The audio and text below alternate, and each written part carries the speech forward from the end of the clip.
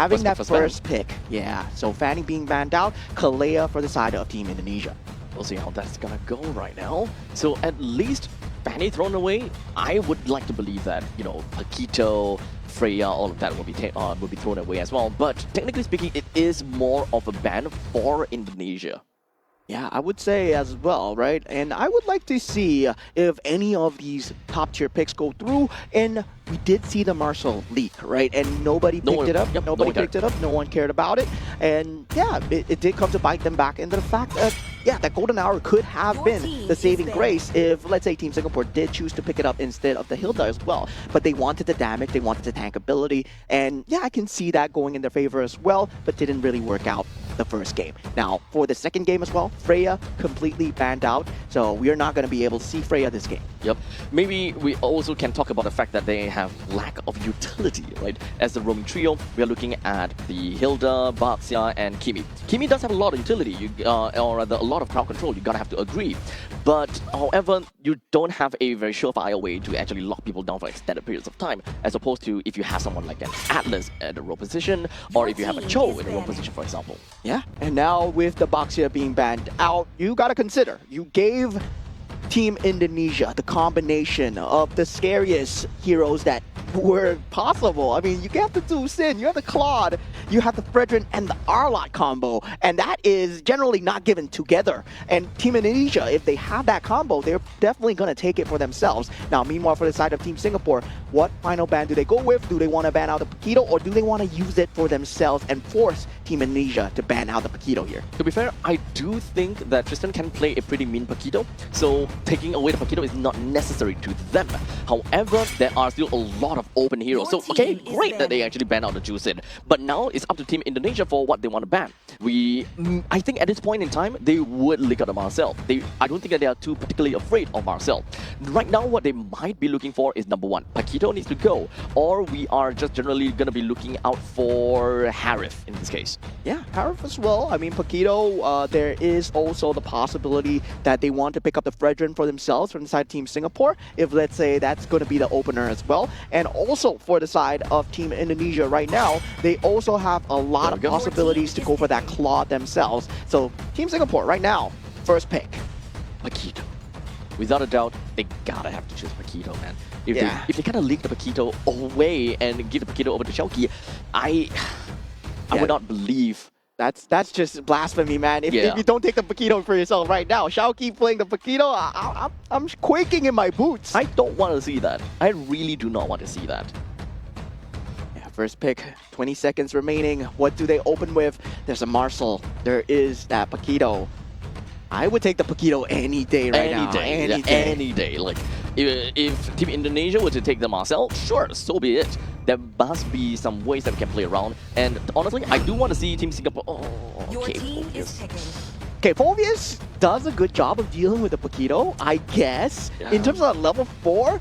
But you give it to one of the best Paquito players in the entire region, right? So, do they go for it here? They go for the Claude and the Harley. Okay.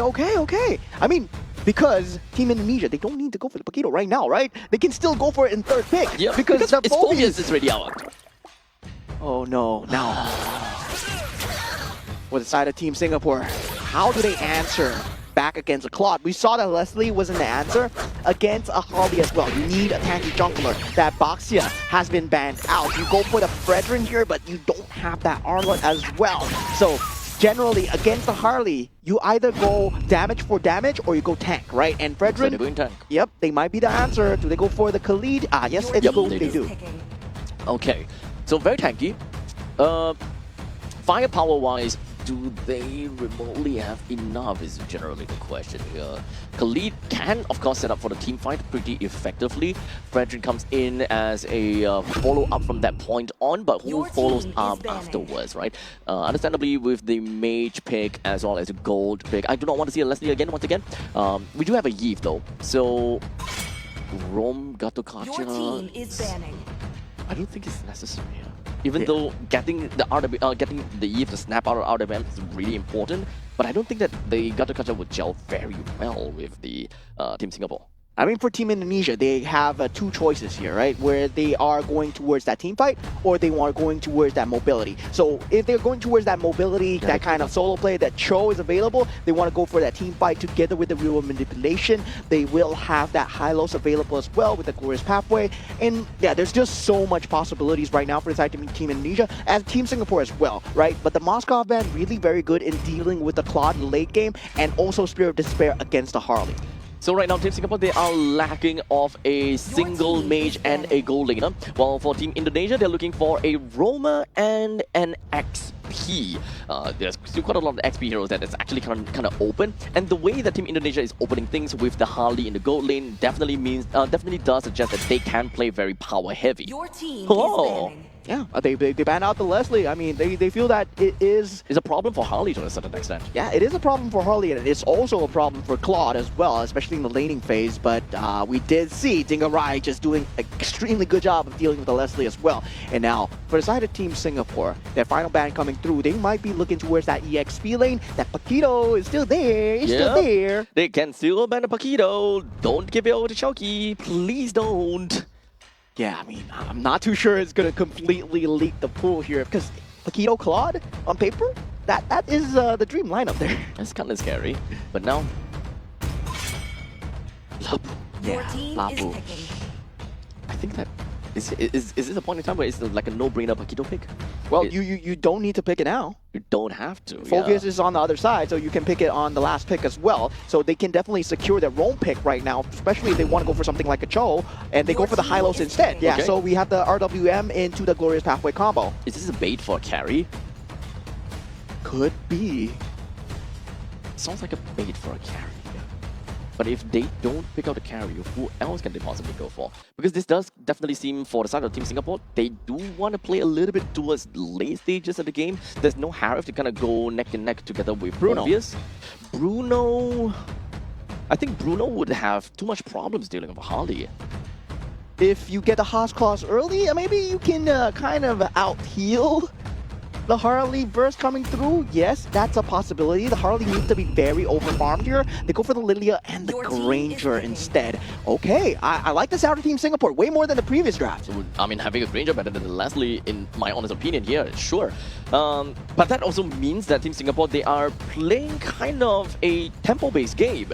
Not necessarily, super early or super late. As long as they're able to snag any form of, tempo, they will try to ride with it. But this is the kind of situation where you kind of mentioned before, jack of all trades kind of composition.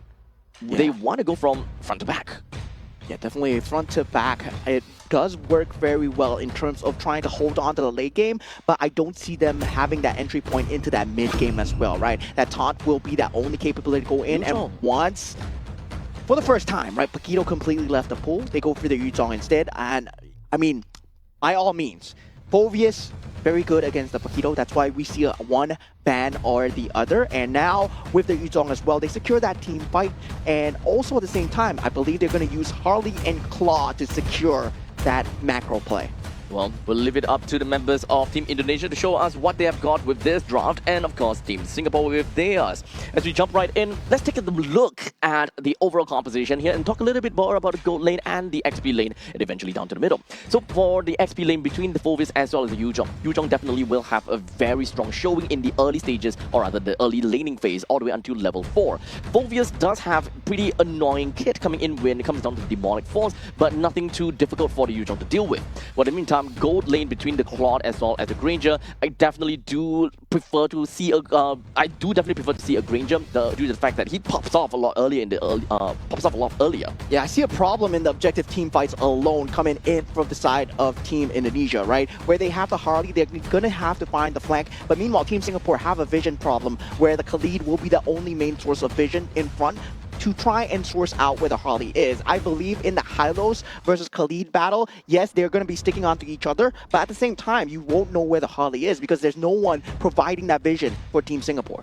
In the meantime, it's going to be good for Team Singapore as well because of the fact that they do have a very strong pushing lane in middle. they do have very strong priority because of the Lilia as well as the Khalid in this case. In fact, Team Singapore generally have a pretty good wave clear in general. So even if they are playing from behind, they should be able to do a decent amount towards all of these creep waves, should be able to hold out against Lord pushes all the way until the third Lord, hopefully. Yeah, and the ability to dive the backline also coming in from the side of Team Indonesia, that's going to be a problem as well, right? Black Dragon form, Harley himself, and even when it comes down to the Claude. This is a pretty dive-heavy matchup, and with the Glorious Pathway, it's really easy to get in and out. Yeah, so pretty much enhanced. And Team Singapore, they are going to be expecting to be playing from that position of defense. And for Team Singapore, yeah, looks like they don't really have a way to open up into the battle. But meanwhile, for the side of Team Indonesia, they will be able to do so.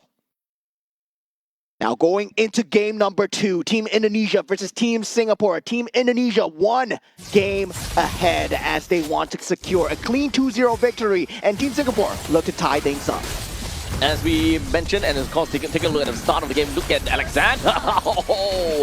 I mentioned that they have a really strong pushing wave in the middle lane, but I was not expecting a very strong Hylos killing wave. Yeah, I mean, you gotta mention, right? Roy, one of the Lilia players of all time, and now him back on that Lilia, I gotta say, I'm impressed. And he still has it and takes down Alexander, does not have the capability to go out with the revitalization, and Bellamy with the support as well. I mean, it's a nice start for Team Singapore. That is definitely going to up their morale a little bit. However, it's not going to be that big of a deal to Team Indonesia for losing a roamer in this case. Yeah, definitely. And now for the side of Team Indonesia right now, the ball is in their court. They do lose Alexander, but it's not going to be huge. The EXP still going even in terms of both sides. Glorious Pathway timing will still be the same, and that first objective fight becomes that main priority. Yep, so as long as they're able to wave clear the middle lane fast enough, they should be able to move and roam together with Sreang as the Fredrin to kind of suss out exactly where Afan might potentially be. So they don't see anyone in the top lane. So Granger will have a very good idea that the Harley is somewhere around. Yeah, great jump in onto Alexander once again, but revitalization has been popped. And this is going to be a problem, right? In the later stages of the game, where he has that Glorious Pathway, that revitalization is going to do so much more. Unable to burst him down now, you're not going to be able to burst him down later. Still no information as to where Harley is, and this is the problem that you mentioned, right? Trying to open up the map well enough is ultimately going to be a big problem. Right now, Shelky. Oh, Roy.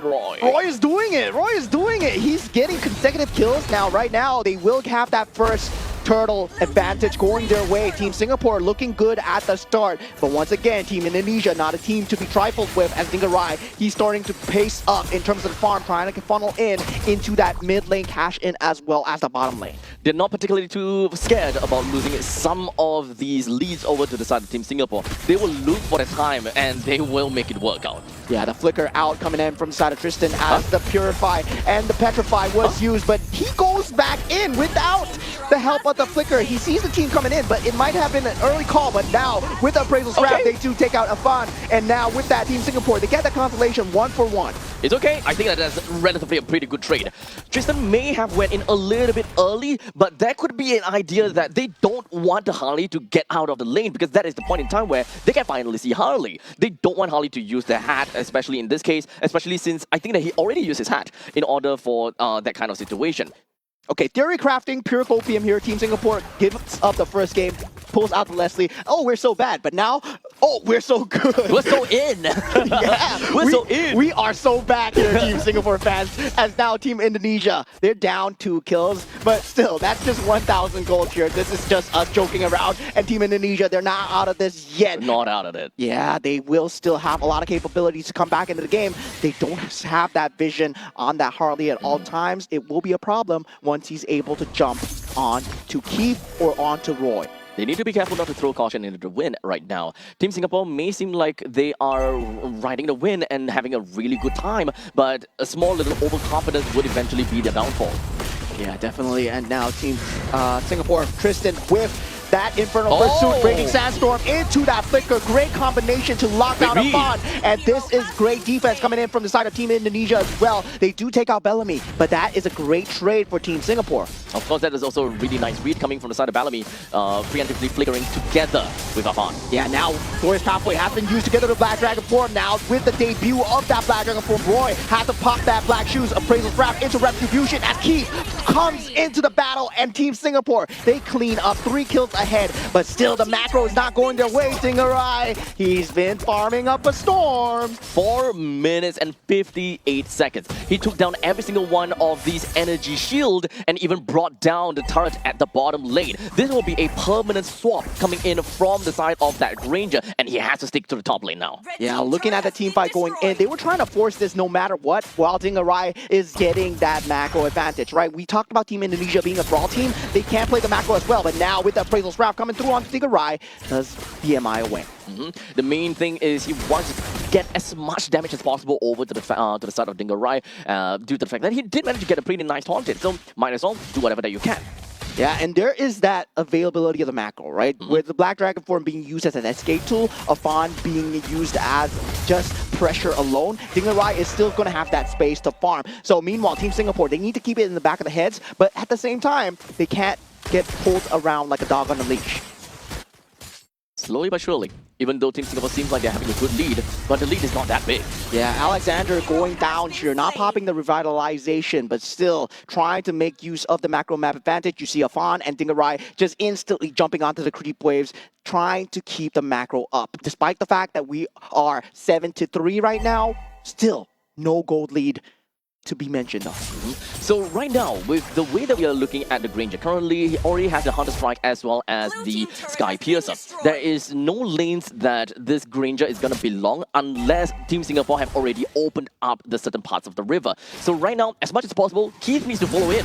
Yeah, now Tristan with that Infernal Pursuit. Alexander pops that Glorious Pathway. It will be there. RWM as well for Dalvin. But at the same time, Shauki going in. He does not have the Petrify available. Keith getting a double kill, and Shauki now takes out the Fredrin, and also Tristan going down in the back line as Afan does get the damage through, and now it's an even trade, 3-3 so far, but triple kill coming in for Keith on the Sky Piercer. This is even bigger for Team Singapore to get for themselves. But Dingerai, you have to be really careful though.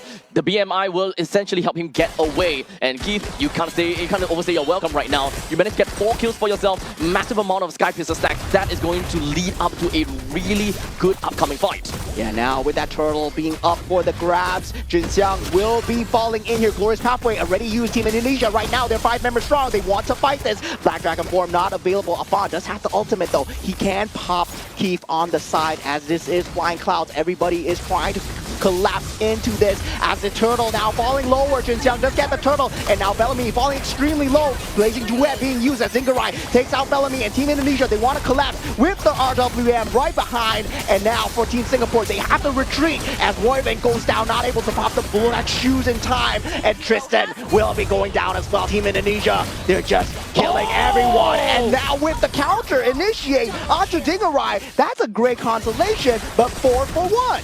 That was a really big Appraisal's Wrap, but unfortunately, all in all, Keith still went down, so the amount of Sky Piercer stacks is gonna get halved down. Yeah, Team Indonesia showing that they might have lost the battle, but they didn't lose the war, right? They're waiting for the power spikes, getting the farm across the initial members. And if you take a look at the team fight, yes, a great consolation coming out from the side of Jinxiang with the Appraisal's Wrap into that taunt, and Keith getting that Sky Piercer stack down. Oh, such a juicy Appraisal's Wrap. We don't get to see that very often, being slapped right onto a Claude, which is a backliner, by the way. So right now, even though Team Singapore has got a lot of those Sky Piercer stacks go over to Keith, got halved in the end of the day, and now Team Indonesia, they have managed to reclaim control of the Land of Dawn, getting themselves a total of 3,000 gold lead. And this is going to be the part where things start to get really difficult. Keith will now have a difficulty in surviving because of the presence of Afan, while Dingerai more or less have got really good farm already and will play for team fight very effectively too. Yeah, I mean, for Team Singapore, it feels like they are forced to stick together. Meanwhile, for the Team Indonesian guys, right, they can play apart, right? They can play in a singular unit. They have so much survivability, and that is the highlight of their lineup so far. And this is the power of the Claude. You can leave Delvin with Alexander. Meanwhile, the other three, they can just roam around the map. As of now, the Lord is finally spawned, and Team Singapore, they're looking for an opportunity to eventually just ride with it. Yeah, right now they still need to be wary of the Granger. He's dealing decent damage onto the members, but of course he has to resource utility and just cycle that through. With the Glorious Pathway being popped from the side of Alexander, does not get the stun so far. And Team Indonesia, right now, they will be still dancing. Yep, they will have to regroup for now. Tristan has already used a flicker for himself, and right now Team Indonesia, they're releasing the Lord back over to the hands of Singapore in order to play and dance around the Lord. Yeah, with this control though, RWM has been popped. Xinjiang extremely low. Appraisal's Wrath not connecting, but Alexander goes down. But the jungler is gone from the side of Team Singapore. Team Indonesia, they know this, they pound, they strike, they go right with the blazing duet, doing so much here. 3 members already down and more to follow as it will be a complete wipeout. Team Indonesia, double kill for Delvin. And now they'll try to do their absolute best to take down as much of the standing objective. But the mid-wave lane will definitely crash in, and bottom lane as well. All of the outer turrets coming from Team Singapore will undoubtedly be taken away, while this Lord being taken by Dingarai will not be challenged at all. Yeah, definitely. It is going to be a clean take. We saw the moment the target prioritization was down onto Xinjiang, right? They knew that it was their opportunity to strike. There's nothing to protect them in that front lane at all. Yes, you have Raging Sandstorm. So what? We have Blazing Duet, and currently it's at critical mass. This is a very difficult fight for Team Singapore as they all got scattered around like little ants the moment that they see that Bagon just spread all over them.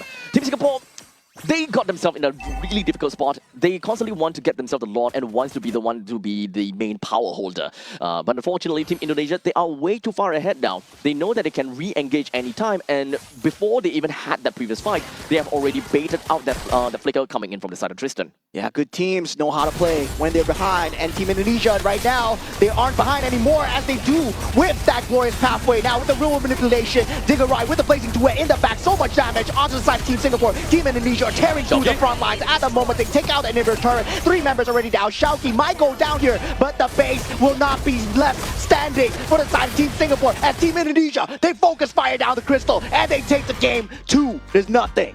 It was a kind of a lot of a closer game for the hands of Team Singapore. But as per normal, every time when we look at Team Indonesia, they will always regain control by the mid stages of the game. And to be exact, I think it's somewhere around 8 minutes that they start to really show what they are made of, because they know when is going to be the critical mass and when they can really start to extend the lead as much as possible.